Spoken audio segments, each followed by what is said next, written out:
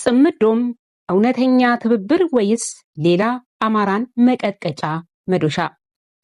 በአማራ የህልውና ትግልና አጠቃላይ በኢትዮጵያ ፖለቲካ ውስጥ ጽምዶም ወይም ጽምደ አገዛዝ የሚለው ጽንሰ ሐሳብ በቅርቡ ጎልቶ የወጣ በርካታ ክርክሮችንና ስጋቶችን ያስነሳ ጉዳይ ነው። ይህ ጥምረት አለ ወይስ የለም?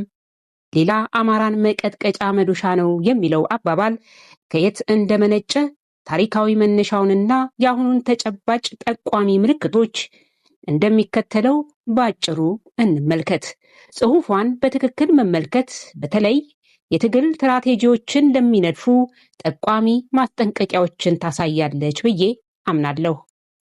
አንደኛ፣ ጽምዶም ምንድን ነው? ትርጉምና መነሻ። ጽምዶም የሚለው ቃል የሁለት ኃይሎች ጥምረትን ወይም ውህደትን የሚያሳይ አዲስ የፖለቲካ መገለጫ ቃል ነው። በአሁኑ ወቅት በአገሪቱ ፖለቲካ ውስጥ ይህ ቃል በብዛት የሚወክለው ኦህዴድ፣ ብልጽግና፣ የኦሮሞ ገዢ መደብ ባለስልጣናት እና ህወሓትን ነው። በቅርቡ አብይን እቃወማለሁ የሚለው አንዳርጋቸው ጽጌ ያለው ጽምዶም ሁለት ነው። አንዱ በአብይ በኩል ያለው፣ ሌላኛው ደግሞ አብይን አሽቀንጥሮ ሊጥለው ያለው ተቃዋሚና ጠንካራው ጽምዶ ነው ብሎናል። ሁለት ኃይሎች ናቸው በኢትዮጵያ ውስጥ ያሉት። በዚህ በኩል በብልጽግና በኩል ጽምዶ የፈጠረው አካል አለ። በዚህ ደግሞ እሱን ለመገዳደር መተባበር ይፈልጋሉ። ከነዚህ ሁለት ኃይሎች ውጪ የኢትዮጵያን መጻኢ ዕጣ ሊወስን የሚችል ኃይል እንግዲህ በተጨባጭ መሬት ላይ የለም። እኔ እስከማውቀው ድረስ የለም። ዞሮ ዞሮ ቢወሰነው በእነዚህ ኃይሎች ነው። ኦህዴድ ኃይል ጋር በመሆን የሽግግር መንግስት መስርተው ነበር። ያኔ የተመሰረተው ስርዓት አማራን እንደ ትምክህተኛና ጨቋኝ በመፈረጅ ህገ መንግስታዊና መዋቅራዊ በሆነ መንገድ ከአገሪቱ ቁልፍ ውሳኔዎች እንዲገለልና የጥቃት ሰለባ እንዲሆን ዘሩም እንዲጨፈጨፍ አድርጓል የሚል ጠንካራ እምነት በአማራ ብሔርተኞች ዘንድ አለ። የህወሓት ኦህዴድ ጥቅምና ስጋት መጋራት ታሪካዊው ትረካ እንደሚያሳየው ሁለቱ ኃይሎች በሐሳብ ቢጋጩም የአማራ የህልውና ትግል በተለይ የፋኖ መነሳት ለሁለቱም የጋራ ስጋት ሆኖባቸዋል። ስለዚህ የጋራ ጠላት የመሰረቱትን ኃይል ለመምታት ታሪካዊ ጥቅማቸውን አስከብረው እንደገና ተባብረዋል ተብሎ ይታመናል። ይህ በመሆኑም ነው ህብረቱ አማራን ዳግም መዋቅራዊ በሆነ መንገድ ለመደቆስ የተዘጋጀ መዶሻ ተደርጎ የሚወሰደው።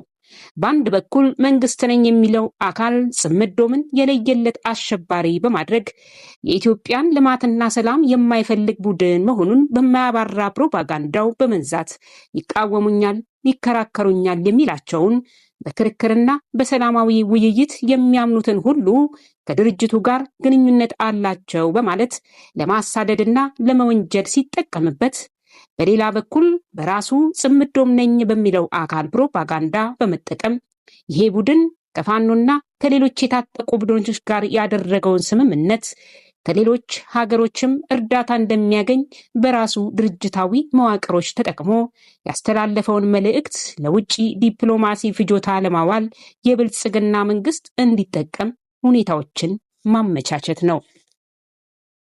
ሶስተኛ፣ የአሁኑ ጠቋሚ ምልክቶች፣ የአባባሉ ማረጋገጫዎች። ይህ ጥምረት በተግባር አማራን ለማዳከም እየሰራ ነው ለሚለው አባባል የፖለቲካ ተንታኞችና በትግሉ ውስጥ ያሉ ወገኖች የሚከተሉትን ምልክቶች ይጠቅሳሉ። ሀ የፕሪቶሪያው ስምምነት መለወጥና የሰላም ጉዞዎች። የፕሪቶሪያው የሰላም ስምምነት መጀመሪያ ላይ ህወሓትን ትጥቅ ማስፈታት ላይ ያተኮረ ቢሆንም ከጊዜ በኋላ ግን በፌዴራል መንግስቱና በህወሓት መካከል ያለው ግንኙነት ወደ ስልታዊ ወዳጅነት ተቀይሯል። የፌዴራል ባለስልጣናት መቀሌ፣ የህወሓት አመራሮች ደግሞ አዲስ አበባ በተደጋጋሚ የሚያደርጉት ውይይት ዋና ኢላማው በአማራ ክልል የተነሳውን የፋኖ እና የህዝብ አመፅ እንዴት በጋራ እናክሽፈው የሚል እንደሆነ ይነገራል። ታዲያ ይህንን የጋራ ዓላማ ግብ ለማድረስ ሁለቱ ኃይላት ማለትም ህወሓትና ብልጽግና ወዳጅ ሆነው ሳይሆን ጠላት በመምሰል አንዱ አንዱን የሚያጠቃ በመሆን አለበት። የወልቃይትና የራያ የማንነትና የድንበር ጉዳይ። በአማራ ህልውና ትግል ውስጥ እጅግ ስሱ የሆኑት የወልቃይት ጠገዴ፣ ጠለምትና የራያ አካባቢዎች ጉዳይ ዋነኛ ጠቋሚ ነው። የፌዴራል መንግስት ኦህዴድ መራሹ እነዚህን አካባቢዎች በተመለከተ የሚወስዳቸው አሻሚ እርምጃዎችና ወታደራዊ እንቅስቃሴዎች ህወሓትን መልሶ ወደ ቦታው በማስገባት የአማራን ይገባኛል ጥያቄና ወታደራዊ አቅም ለመስበር የታለመ ነው ተብሎ ይተረጎማል። የህወሓትና የብልጽግና ግጭት ስርዓታዊ ግጭት ያለመሆኑን ልብ ይሏል። ሐመሩሃ ወታደራዊና የሚዲያ ዘመቻዎች ማመሳሰል።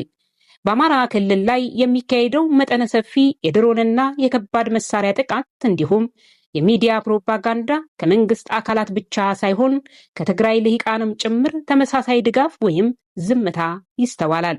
ሁለቱም ወገኖች የፋኖን ትግል የቀደመውን ስርዓት ናፋቂ ወይም የሰላም ጠላት አድርገው የመፈረጅ የተቀናጀ የሚዲያ ስራ ይሰራሉ። የኃይል ሚዛንን የማስተካከል ስልት። ፌዴራል መንግስቱ በአማራ ክልል ያለውን አመፅ ብቻውን መቆጣጠር ስለከበደው ከጀርባ የትግራይን የሰው ኃይልና ወታደራዊ አቅም ወይም ትጥቅ ሙሉ በሙሉ ባለመፍታቱ እንደ ተጨማሪ ጉልበት ለመጠቀም ይፈልጋል። ህወሓት በበኩሉ በክልሉ የደረሰውን ውድመት ለማገገምና ስልጣኑን ለማጠናከር ከፌዴራሉ መንግስት የሚሰጠውን የገንዘብና የፖለቲካ ድጋፍ ይሻል። ይህ የጥቅም ትስስር በቀጥታ በአማራ ህዝብ ላይ ያነጣጠረ ነው። ማጠቃለያ። በአማራ የህልውና ትግል እይታ ጽምዶም ማለት የድሮው የጭቆና መዋቅር አዲስ ቅርጽ ይዞ መምጣት ማለት ነው። ሁለቱ ኃይሎች የራሳቸውን ውስጣዊ ቀውስና ስጋት ለመሸፈን የአማራን ህዝብ የፍትህ፣ የእኩልነትና የህልውና ጥያቄዎችን በኃይል ለመጨፍለቅ የተሳሰሩበት መዶሻ ነው የሚለው አባባል ካለው ታሪካዊ መደጋገምና በአሁኑ ወቅት መሬት ላይ ከሚታዩት የፖለቲካ ውሳኔዎች በመነሳት ሰፊ ተቀባይነትን ያገኘ ትንታኔ ሆኗል። የአማራ የህልውና ትግል የፖለቲካ ምርጫ አይደለም። ዓላማውም የአማራን የዘር ጭፍጨፋ ማስቆምና ወንጀለኞችን ወደ ፍርድ ማቅረብ ነው። በአማራ ላይ የተከፈተው ዘመቻም ሆነ ዘመቻው የተገነባበት የሐሰት ትርክት የተመሰረተው ያደገውና የሚጠበቀው ህወሓትና ኦነግን በመሳሰሉ ጸረ አማራ ኃይሎች ነው። አማራን ራሱን የማስቀጥቀጫ መዶሻ ለመሆን ትብብር የሚመሰርት እውነተኛ የአማራ ኃይል የለም፣ ሊኖርም አይችልም።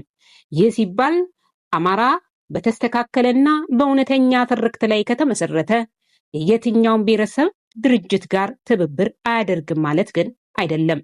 መልእክቴ ከአማራ ፋኖ ወይም ከአማራ ኃይሎች ጋር ትብብር መስርቻለሁ የሚለው የጽምዶን ፕሮፓጋንዳ የአማራ የዘር ጭፍጨፋ ቁጥር 2 ጥሪ መሳሪያ ወይም ቶል ይመስላልና ጥንቃቄ ያስፈልጋል ነው።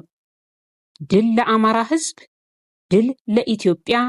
በጋሽ አዲስ ተስፋ